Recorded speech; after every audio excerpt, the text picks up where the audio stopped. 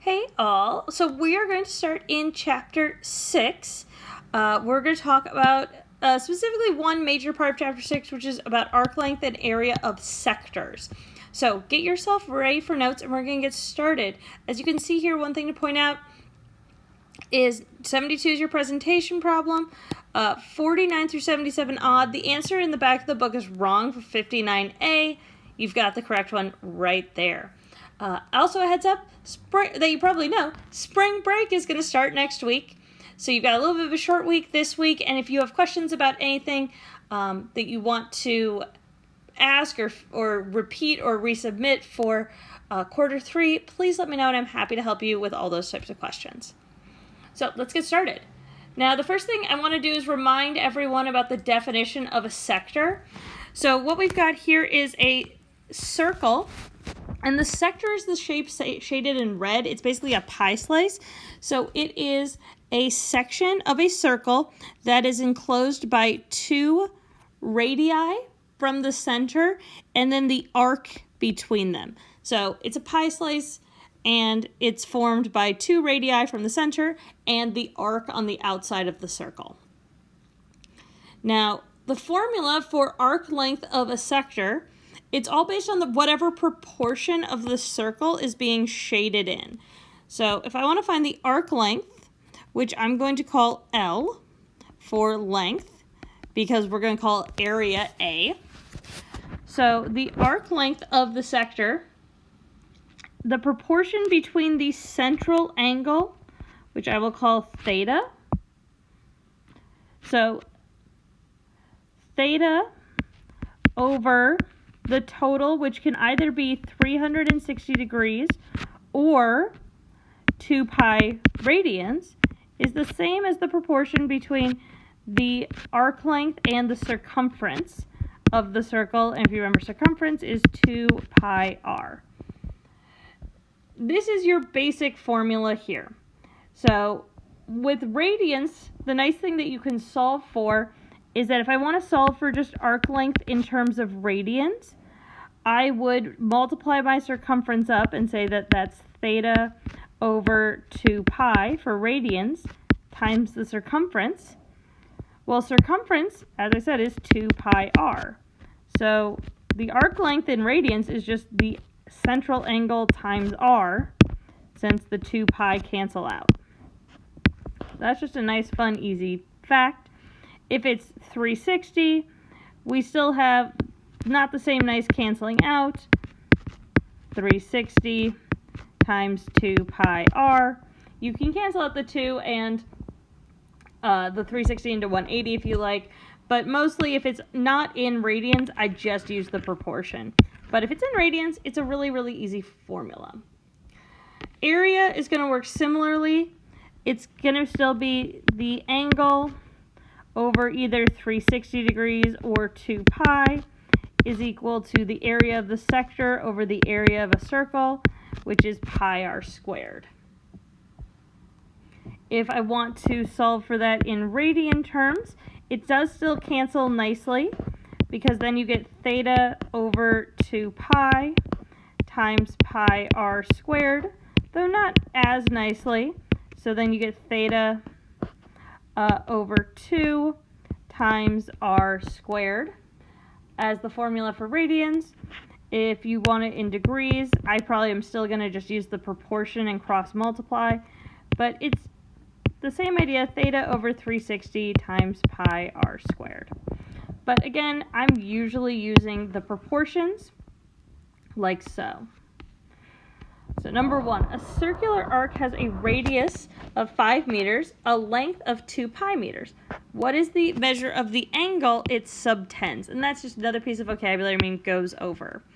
So here, I see that I know my radius and I know my length. So I'm going to plug this in, and I can use either formula. If I use radians, the nice thing is that formula is so easy, because length is just equal to the angle times the radius. So in this case, 2 pi is equal to angle, which is what I want, times the radius, 5. Divide by 5. So I get 2 pi over 5 is our angle. Now, if it wanted us to find them in degrees, I'm still honestly probably doing this, because if it's degrees, we know that 2 pi is equal to 360. So then this would just become 360 degrees divided by 5, which would be equal to 72. So it's just a really nice, easy formula. Number 2, a sector has an area of 10 millimeters square and a central angle is 2 radians. Find its radius. So I'm going to do an example here where I'm going to use the proportion formulas like this. So you can use any of these types that you want depending on the problem. Here, I sometimes really just like to use the proportional for cross multiplication. So I know that a sector has area of 10 and central angle is 2 radians, or just 2. So when I plug those in, I get 2 over 2 pi, because we're in radians. So angle over 2 pi is equal to the area 10 over pi r squared, and I want to find the radius here. So what I'm going to do first is cancel out a pi from both of these. That's just fine.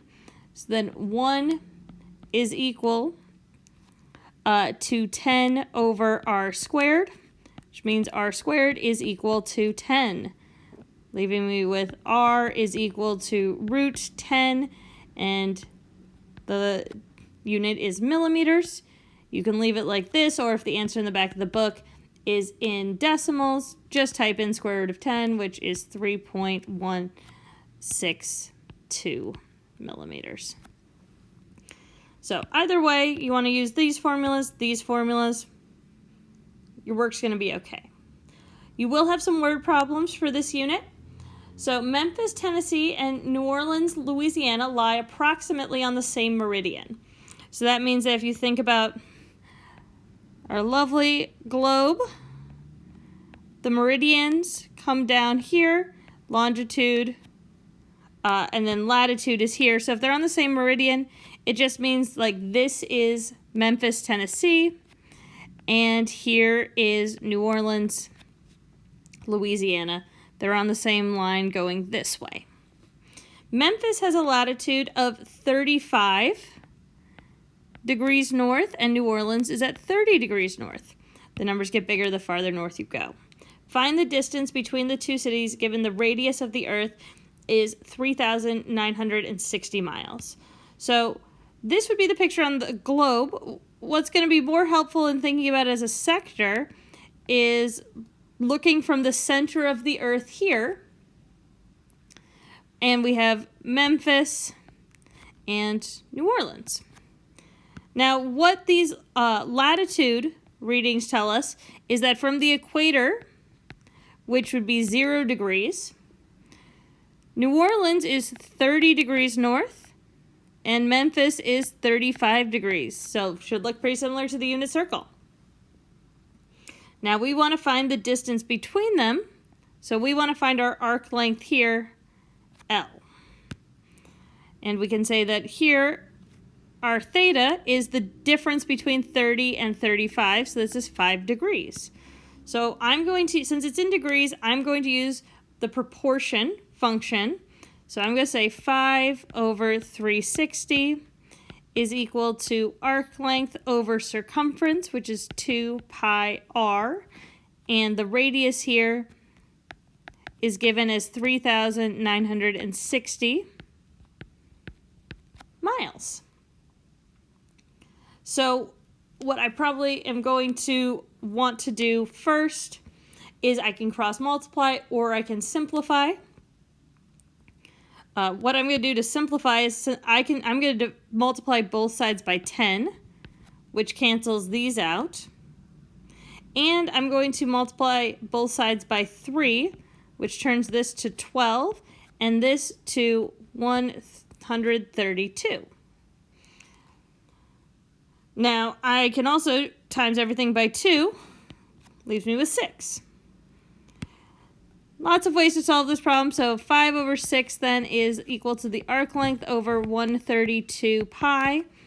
From here, maybe just multiply both sides by 132 pi. So 5 times 132 pi over 6 is equal to the arc length. And I know, based on this, is that this is actually going to divide by 6. Because 1 plus 3 plus 2 is 6. And so they're both divisible by 3. And this is even, so that means it's divisible by 2. So I'm going to be able to divide away both of those.